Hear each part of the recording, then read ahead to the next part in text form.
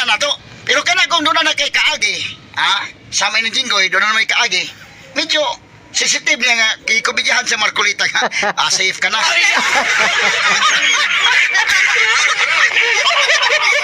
Pero in fairness si Jinggoy, iya po nang ipanghimakak, kini karon, no? Unya, kinis Marcolita, iyang komedya po, mga sukit ng paminaw, katawanan to para niya, o sa uban nga mga tawa lang ba? Daka ba nakatawa to yung komedya, pero sa part ni Jinggoy, murag lingo-lingo o Jinggoy.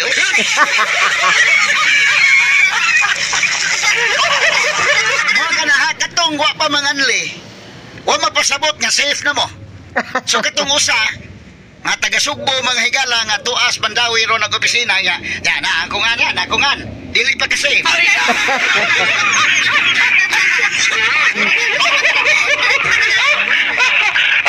Kaya si Jing